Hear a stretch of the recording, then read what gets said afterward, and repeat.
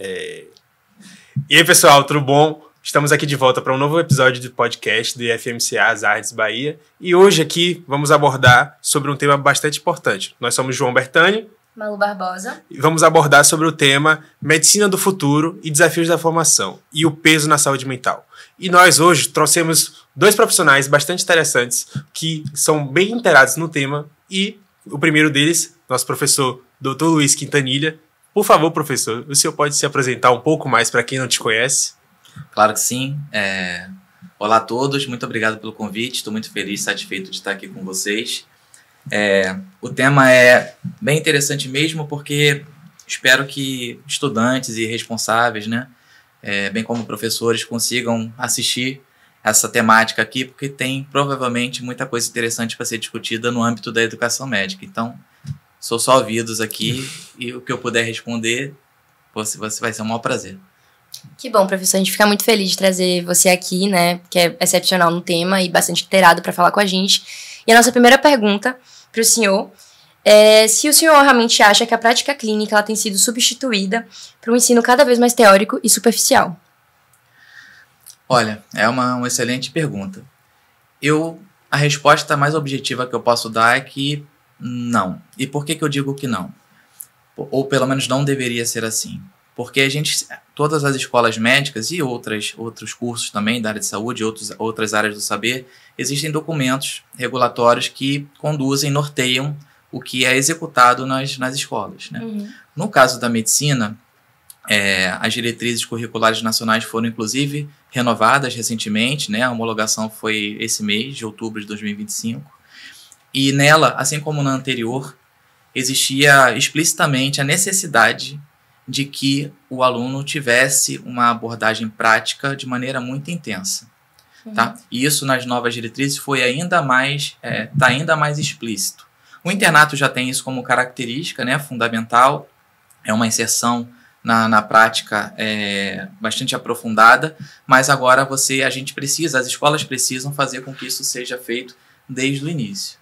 Então, se por um acaso algum currículo, alguma escola não estiver fazendo da maneira com que as diretrizes propõem, certamente em algum momento, a curto, médio prazo, isso vai ser detectado pela regulação e essa escola pode sofrer algum tipo de ajuste. Uhum. Então, a ideia é, se a gente mantiver, se as escolas seguirem as diretrizes, que é o preconizado, bem como, e especialmente, se houver uma regulação das escolas para verificar o cumprimento das regras, né, isso tende a não acontecer.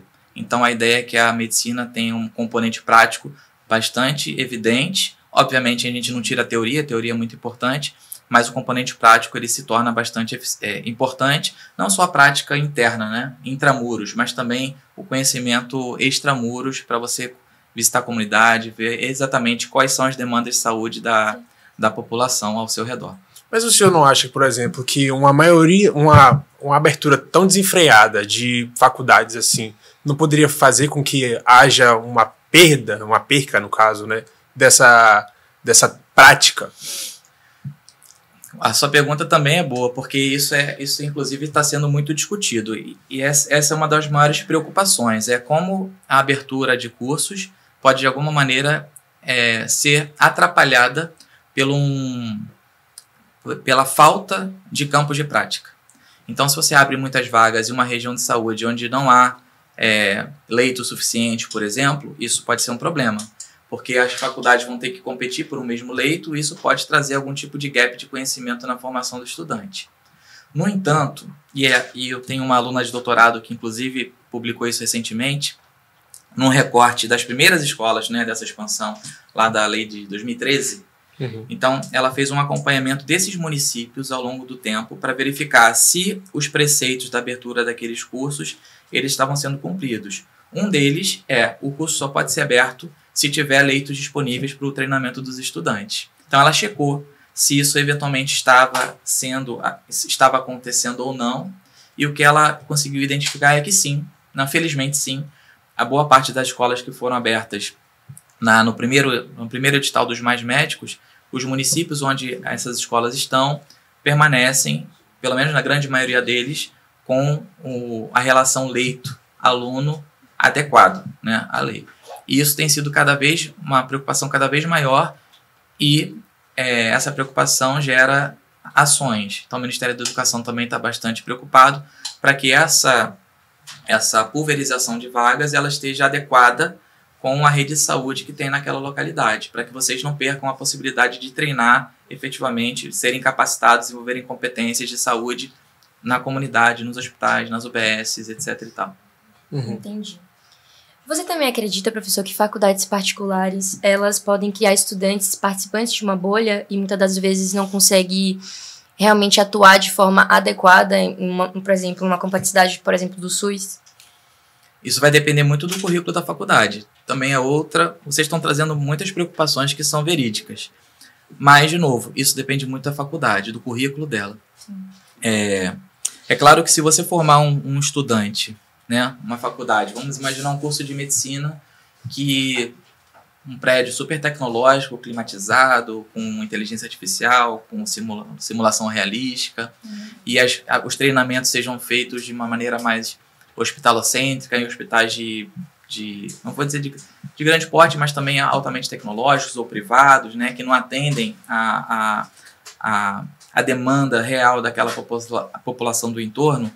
Isso pode acontecer de alguma maneira, mas não é o que o regramento prevê. O regramento prevê uma atuação na atenção básica, uma atuação no SUS bastante importante para que vocês conheçam efetivamente as demandas loco-regionais de saúde, para que você consiga entender efetivamente o que aquela população precise.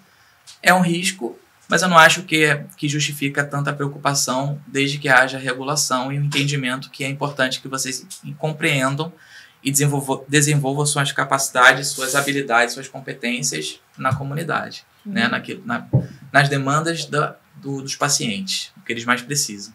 Mas isso que você falou, por exemplo, aqui não ocorre, porque a gente tem a nossa clínica que atendemos desde o 3º semestre, mas a gente fica na clínica até o 8º. Se a gente quiser, por exemplo, ir para uma comunidade, ir para um posto de saúde, temos que procurar, por exemplo, ligas acadêmicas, estágios extracurriculares.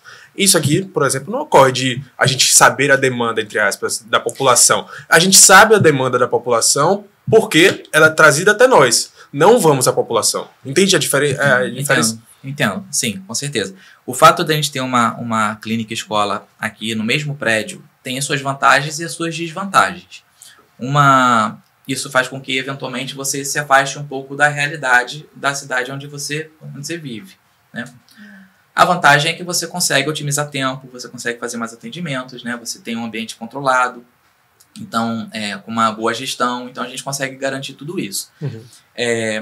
Note que esse treinamento prático ele vai sendo fomentado ao longo do curso. Então, normalmente inicialmente você tem que fazer as práticas. Primeiro você tem que ter o conhecimento, né? E vai desenvolvendo competências, muitas vezes de forma simulada. Lembre-se que o mais importante, além da formação de vocês, uma coisa que é além da formação de vocês, que ainda é mais importante que a formação de vocês, é o atendimento ao paciente, o que ele necessita. Ele precisa receber um bom atendimento com segurança. Né?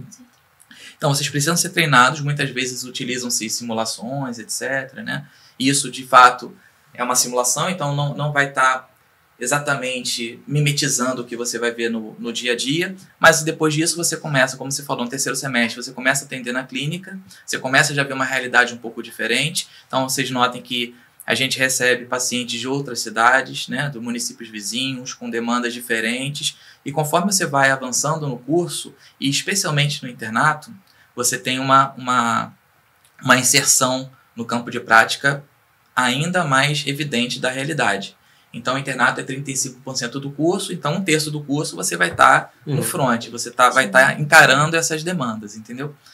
As diretrizes, elas trazem que isso tem que ser feito, inclusive, de maneira mais antecipada. Essa inserção tem que ser feita aos poucos, ao longo do curso, de maneira mais antecipada. Se você pensar longitudinalmente, do 1º ao 12º, do 9º ao 12º, é onde você tenha essa vivência de maneira mais verdadeira, né?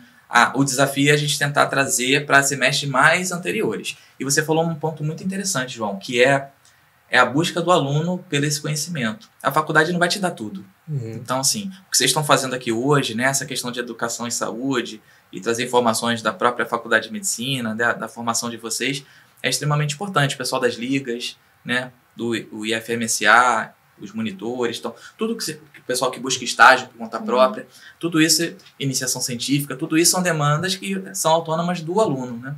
A faculdade oferece algumas coisas, mas muitos de vocês fazem N coisas adicionais, né, que vão dando a vocês competências que, se fosse puramente respeitar o que a faculdade está proporcionando, vocês não iam conseguir. Então, sendo sintético na sua pergunta, talvez você não tenha visto isso ainda, mas isso tem uma construção.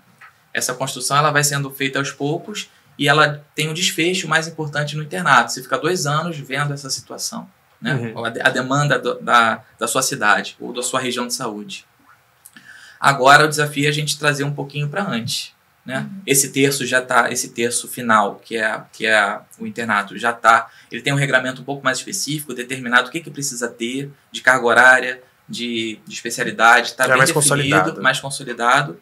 Então é praticamente um curso diferente.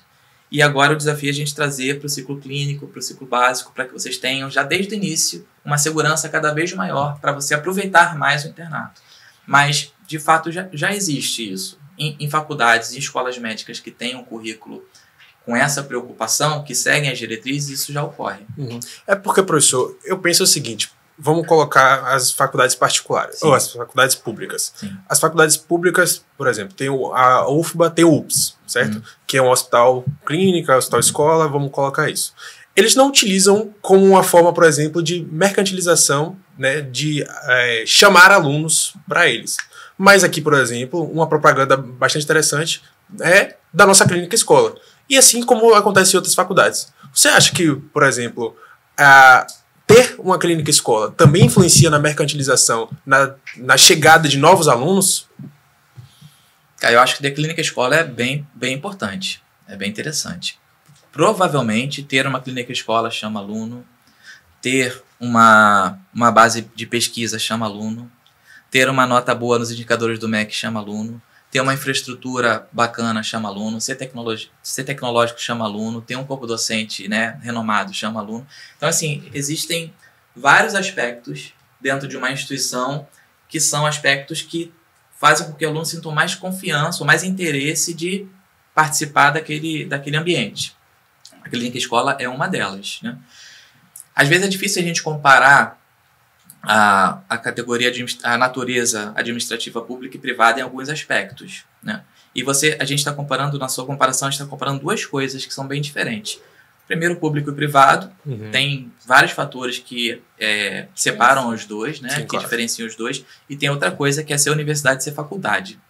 Então, a universidade tem vários aspectos também que diferenciam da faculdade. Não necessariamente é melhor ou pior, depende do seu interesse, tá? Então, comparar a faculdade privada com uma universidade pública, em alguns aspectos, não é uma comparação exatamente boa de se fazer, porque são muito diferentes os aspectos, como eles são avaliados, como eles são construídos, como eles são organizados.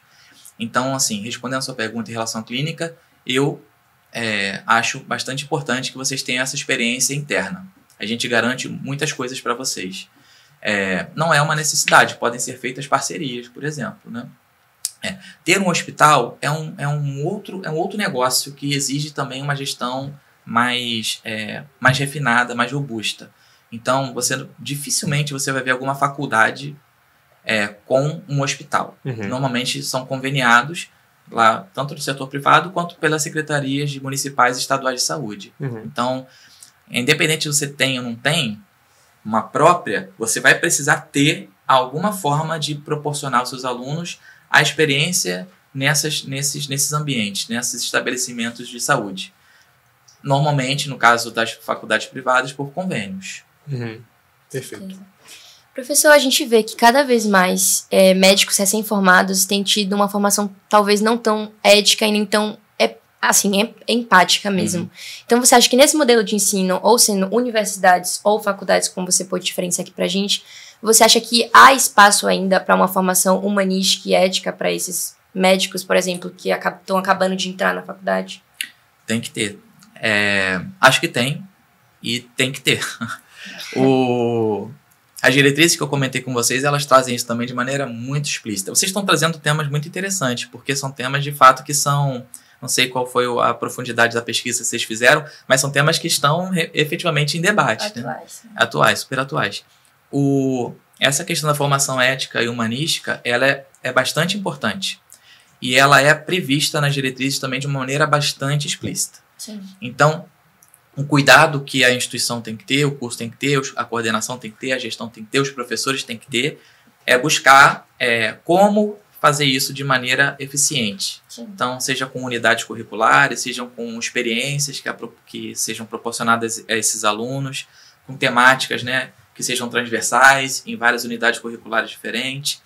Então, sim, eu acho que é importante. Eu acho que, efetivamente, as boas escolas fazem isso bem. Professor, estou tornando um ponto que você falou, né?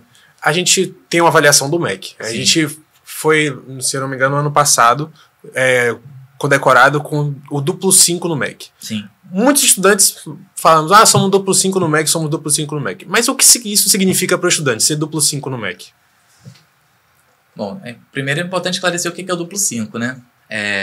O duplo 5, nesse caso específico, é porque existem vários indicadores do MEC, de qualidade dos cursos e das instituições. Nesse caso, quando normalmente as instituições divulgam que elas são duplo 5, né, dupla nota 5, etc., elas normalmente estão falando de um conceito que é um conceito do curso, que ela está, né, apresentando, no nosso caso aqui o curso de medicina, e o outro 5 é a avaliação da instituição. Então, são instrumentos diferentes. A forma com que isso é feito é um pouquinho diferente. Então, por exemplo, na instituição, o que é avaliado? É avaliado gestão, é avaliado responsabilidade social, infraestrutura, enfim, uma série de domínios através de um instrumento bastante objetivo, que em geral vem alguns professores, né, capacitados pelo MEC avaliar em loco aqui se a instituição apresenta tudo aquilo. Então, ter uma nota 5 significa que você tem uma instituição organizada, né, dentro dos parâmetros que são esperados pelo Ministério da Saúde. Isso já dá uma segurança para o aluno, para o pai do aluno, para a comunidade que está recebendo aqueles profissionais que estão sendo formados ali. A outra nota 5 é a nota do curso. Então, a nota do curso avalia algumas outras... São domínios um pouquinho diferentes. Então, avalia, por exemplo, o projeto pedagógico específico do curso, é um domínio importante. O outro, como aquele curso se insere, né, na comunidade, nas demandas de saúde daquela localidade, etc. Como se organiza o currículo, quais atividades são realizadas. Um outro domínio super importante é o corpo docente, a qualidade do corpo docente. E o terceiro é a infraestrutura.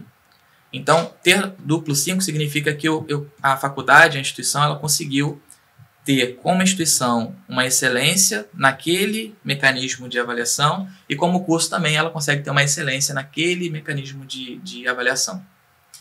Notem que é uma avaliação objetiva. Obviamente, muitas vezes é interessante que o aluno conheça a instituição, não foque só na nota, conheça, pergunte para as pessoas como efetivamente as coisas são desenroladas no dia a dia, no cotidiano daquele curso, para que saiba como é que é a inserção nos campos de prática, que você comentou muito bem, para saber se aquele duplo 5 efetivamente é um duplo 5 que desdobra em boas ações, em bom ensino, em boa inserção no campo de prática, etc. Porque ali é uma nota meio que fria, né? É um checklist. Mas isso para o estudante, respondendo a sua pergunta, para o estudante isso dá pelo menos uma garantia de que, para os aspectos que o Ministério da Educação prevê como importante, aquela instituição cumpre todos. Entendi. Professor, você acha também que, como o senhor explicou, né, que a nota duplo 5 no MEC vira como um dispositivo para o estudante de tipo, ter uma garantia, ter uma segurança? Você acha que o aumento de vagas significa maior acesso à saúde ou pelo menos só a graduação em faculdades particulares, por exemplo? Repete a pergunta, por favor. O senhor concorda, muitas das vezes, que o aumento de vagas significa maior acesso à saúde, maior acesso a, por exemplo, tá ali perto, uma clínica escola, como, por exemplo, aqui as Arnes, ou realmente apenas a graduação? Ótima pergunta também, que está no cerne das discussões atuais. Essa pergunta é muito boa, então tem que refletir um pouco para responder. A gente passou por uma expansão muito grande, como vocês sabem, dos cursos de medicina, né? Sim. Outros cursos passaram também. Tem se destacado muito a medicina, mas outros cursos também passaram recentemente. E alguns ainda vão passar. O aumento do número de vagas de medicina ocasiona um aumento do número de médicos formados. Sim. Né? É uma matemática simples. Isso é um dos aspectos, é uma das premissas para você melhorar o acesso à saúde. Você precisa de profissionais em um número adequado e bem capacitados. Esse é um ponto. Problema desse ponto. Quando você não tem... Mas isso é apenas um aspecto. Qual é o problema? O problema é que eu preciso de outras políticas, outras ações para fixação desses médicos em locais onde efetivamente aqueles médicos são necessários. Senão vai haver uma concentração em locais onde a densidade médica já é grande. Porque são locais onde tem maior estrutura, mais oportunidade de residência, enfim, talvez uma remuneração melhor. Então, é importante avaliar outras coisas, como, por exemplo, algumas políticas de fixação desses médicos.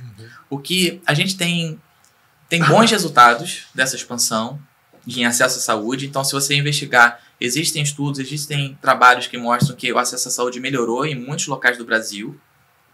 Especificamente em número de vagas, o número de médicos aumentou substancialmente. A razão médicos por 1.000 habitantes melhorou significativamente em todas as regiões do Brasil, especialmente nos interiores. Um estudo também de uma aluna de mestrado que está sendo avaliada agora, ela mostrou, mas outros já mostraram coisas parecidas, que acelerou bastante a razão de médico por 1.000 habitantes no norte, por exemplo, no centro-oeste, no nordeste. Acelerou bastante. Isso potencialmente gera mais médicos naquelas regiões que são mais vulnerabilizadas, né? E socioeconomicamente mais vulneráveis. No entanto, mesmo com essa expansão mais acelerada dessas regiões, ainda existe uma discrepância, uma desigualdade muito grande entre Sul e Sudeste com as outras regiões. Algumas diferenças que já existiam, sei lá, 15, 20 anos atrás, inclusive são maiores agora, mesmo com a expansão, do que eram em 2013, quando a Lei dos Mais Médicos foi instituída. Então, esse que é o problema. A gente precisa fazer coisas ao mesmo tempo. Formar mais médicos, melhorar a estrutura para eles trabalharem, melhorar a remuneração, ter mais oportunidade de fixação desse médico nesses locais. Porque só se formar mais médicos, o perigo é que eles migrem para locais onde já tem uma densidade médica grande. E aí, todo o esforço se esvai. Então, o acesso à saúde, o aumento do número de médicos é um dos fatores. Sim. Mas a melhoria do acesso à saúde ela é multifatorial, levando em consideração tudo aquilo que eu falei aqui agora. Mas o futuro da saúde, ele tem pauta em formar mais médicos ou médicos melhores? Ambos. No nosso caso, ambos. Porque o Brasil, há um tempo atrás, ele tinha uma relação de médicos muito pequena, né? Se você fosse comparar a outros países do mundo. E note que o Brasil é grande, o Brasil etnicamente é muito diferente. A gente observa duas coisas ao mesmo tempo. A continuidade, diferente de outros países envolvidos, né? A gente tem a continuidade de doenças infecto-contagiosas, por exemplo. Então, aqui tem, sei lá, Chagas, tem dengue, tem tuberculose.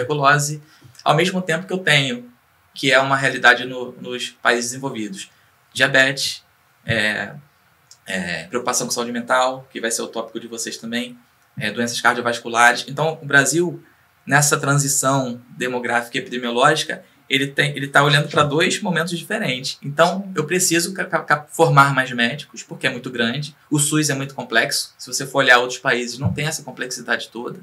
Então, eu preciso formar médicos bons e em número suficiente para entrar nesse sistema que é tão complexo e nesse Brasil que é tão complexo também e num contexto de saúde muito complexo que tende a piorar ao longo do tempo, né? Então, eu acho que a sua pergunta essa é muito simples de responder. O Brasil precisa dos dois. Mais médicos e médicos bons. Né? Mais médico ruim não vai adiantar nada. Mas o que define um médico bom? Porque a gente tem nota, técnica e humanidade. Sim. Notas que eu falo, notas acadêmicas, técnica pela prática e humanidade, é claro, ninguém ensina humanidade. Uhum. O que define um médico bom? O médico bom, na minha opinião, isso aí acho que é a opinião de cada um. O médico bom, ele é tecnicamente bom, ele consegue fazer o diagnóstico adequadamente, o tratamento adequadamente, bem como ele desenvolve competências que são não técnicas, né? Que são competências humanas, que é a empatia, é saber trabalhar em uma equipe multiprofissional, respeitar as atividades dos colegas, né, de outras profissões, respeitar lá, trabalhar bem com nutricionista, com psicólogo, com enfermeiro, com fisioterapeuta, com farmacêutico. Então, saber gerir bem a si mesmo e também ao local onde ele está inserido. Então, são múltiplas competências. Assim, um médico bom, ele é tecnicamente bom, mas ele desenvolve essas competências éticas que ela falou, humanas, saber trabalhar em equipe, sim, liderar equipes. Né? Então, são múltiplos contextos que em 6 anos, muitas vezes, você não consegue atendê-las todas. Depende muito da autonomia do estudante. A faculdade vai tentar e o estudante tem que fazer a parte dele também para buscar essas competências. E aí, ao longo do tempo, você consegue desenvolvê-las. Quanto mais experiência você tem, imagino eu quero crer que você consegue melhorar todas essas competências ao longo do tempo. É isso que a sociedade espera de vocês, né? Mas, por exemplo, como estudante, eu pego uma prova e vejo que minha nota, por exemplo, não atingiu a média. Sim. Você não acha que isso também impacta no meu ser médico ao longo da graduação? Não acho. Honestamente, não acho. Porque, assim, por melhor que você seja, você não vai ser bom em tudo. Então, assim, e aí você, dando exemplo da prova, vai ter prova que você vai tirar 100, vai ter prova que você vai tirar 5, vai tirar 3, vai tirar 7. Isso não define quem você é como aluno, muito menos quem você vai ser como profissional. Então, a gente tinha uma relação lá no ciclo básico, né, de gestão, a gente geria as turmas lá, não lembro exatamente qual era o semestre, mas a gente via muito os alunos se desesperarem por conta de uma nota baixa. Então, era uma autocobrança, muitas vezes excessiva, que bloqueava ele em outras coisas. Então, uma coisa muito importante do aluno é ele entender que uma nota baixa que ele tira numa prova teórico-cognitiva, não vai definir quem ele é como estudante, muito, muito menos como profissional. Então, vocês vão ter. A ideia é que vocês tenham. Vocês não conseguem, ninguém consegue tirar, ninguém anota 9 e 10 no curso todo. Então, isso aí é muito excepcional. Pode ser alguém que tenha, mas assim, não é esperado que exista essa pessoa que consiga dominar psiquiatria, clínica, cirurgia, pediatria e preventiva, então, né? Pois é, então assim, é muito difícil. Eu não acho que a prova define nada. Ela tem que haver, né, porque eu tenho que ter um instrumento para garantir que você atingiu aquelas competências. Então isso não é só aqui, é em qualquer lugar. Não é só aqui no Brasil também, é em qualquer lugar do mundo. Existem várias formas de você avaliar o atingimento das competências. Vocês conhecem, né, as provas teórico-cognitivas, que o ENAMED também é teórico-cognitiva, que se for bem feita, você consegue dosar de alguma maneira a competência também. Né, um caso clínico bem estruturado, né, fazer você refletir, te dar as informações para que você concatene as informações e consiga dar a resposta adequada. Então, provas teórico-cognitivas bem feitas, elas também têm um nível de complexidade que consegue dosar de alguma maneira o atingimento das competências pelo aluno. Mas você tem o OSCE, o Mini-CX, você tem uma série de atividades avaliativas que você consegue também, instrumentos, né, que você consegue dosar bem o desenvolver de competências de vocês. Então, uma nota 5 numa prova dessa aí, para mim, diz nada. Até porque eu sei que você vai tirar 8 depois, então vai recuperar. Professor, como o nosso tema, né, aborda realmente medicina no futuro, o senhor conseguiu contemplar pra gente realmente essa questão da formação médica mesmo. Como a gente está numa época, né, de vestibular, de processo seletivo, que conselho você daria para um calouro que está começando a trilhar esse caminho agora?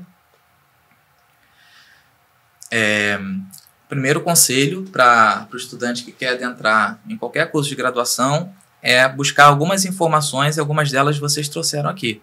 Informações sobre a faculdade, sobre o curso que ele vai adentrar. Exatamente. Então, se ele já está decidido que ele vai seguir o curso de medicina, por exemplo, ele já se informou, ele já procurou saber, ele já entendeu como é que atua, ele já sabe os caminhos que ele precisa percorrer para ser um bom profissional, ele já tem esse entendimento.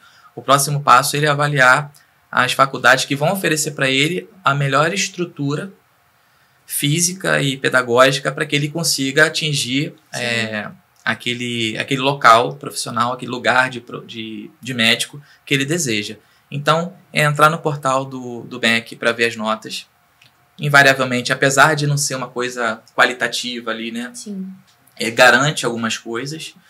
Então, visitar esse site institucional do Ministério da Educação, conhecer as faculdades, as opções que ele tem, bem como aproveitar tudo que a faculdade oferece e buscar as oportunidades, seja de estágio, seja de intercâmbio, seja de pesquisa, seja de ligas, de monitoria, né, que é ensino, então estágios. Então, o máximo que eu puder aproveitar, desde que caiba na semana, você não entrar em 3 ligas, em 5 estágios, em 9 monitorias, Sim. e você não conseguir fazer o básico. Então, assim, são esses conselhos. Saber exatamente que essa profissão é para você. 1. 2. Conhecer a faculdade, visitar, ler, entrar no portal do MEC.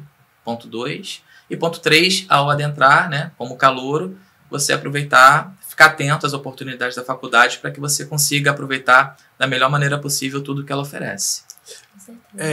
Professor, quando a gente pensa, por exemplo, nas formas de avaliação, né, elas são feitas por organizações maiores, mas dentro do nosso corpo discente, né, no caso, a gente tem, por exemplo, a CPSA.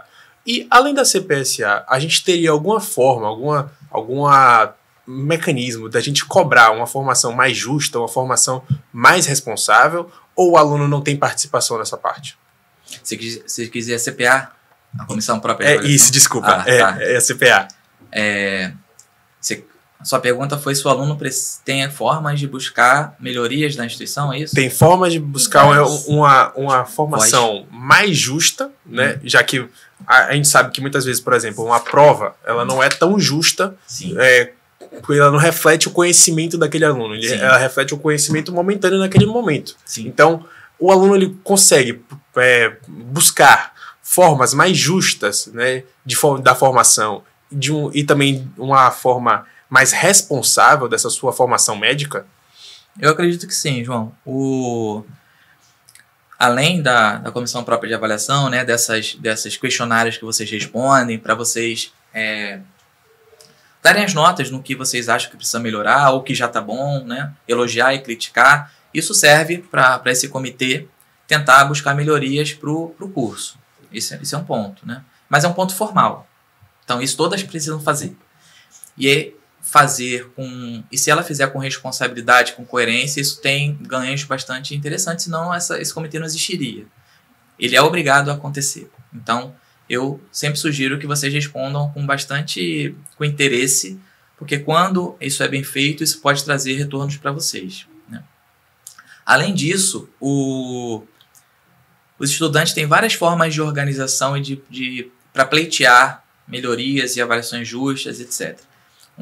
Especialmente quando vocês estão organizados. Então, quando você tem um diretório acadêmico atuante, por exemplo, quando os líderes, né, se organizam e têm acesso ao coordenador do curso, ao coordenador do ciclo, eventualmente até à reitoria, a depender do tema, né, isso faz com que vocês efetivamente tenham voz. Chegar de maneira educada, chegar com as evidências do que pode ser melhorado, isso faz toda a diferença. O que acontece, João, e muitas vezes, sendo muito honesto com você, é que a forma com que os alunos trazem as demandas são formas que não são sistematizadas, não têm evidências, são mais subjetivas. Não gostei disso, não quero isso. E, infelizmente, para alguns, a educação, infelizmente para a maioria, a educação não é um buffet que vocês pedem e vão te dar, né? Então, apesar de vocês estarem, no caso de vocês, numa instituição privada, que vocês pagam mensalidade, e isso é um desafio bastante grande, o que vocês estão pagando é educação, e a educação tem que ter um rito. Então, como eu falei, se você conseguir chegar para quem lidera, né, para quem gere o curso, para a coordenação, seja de ciclo, seja a coordenação geral, para a reitoria, com as demandas organizadas, com as demandas com evidências, eu tenho certeza que vocês vão ter êxito. Tenho certeza. Só que você não pode, por exemplo, levar uma demanda de laudo do bombeiro para o coordenador pedagógico, porque ele não vai resolver. Você não pode levar uma demanda financeira para o coordenador geral, porque também ele vai ter dificuldade de resolver. Então, você tem que conhecer a sua instituição para saber quem resolve o quê hierarquicamente ali naquele organograma para você levar de maneira sistematizada e no lugar certo.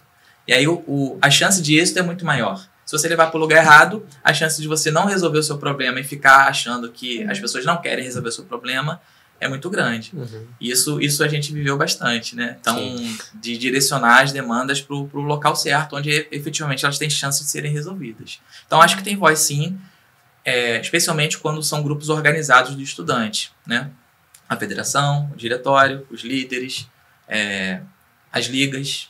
Então, tudo isso já dá uma força maior no pleito. Perfeito. Professor, a gente gostaria de agradecer bastante aqui pelo tempo do senhor. Foi um tempo de bastante aprendizado para nós. Muito obrigado. E fiquem com o nosso segundo momento. Obrigado.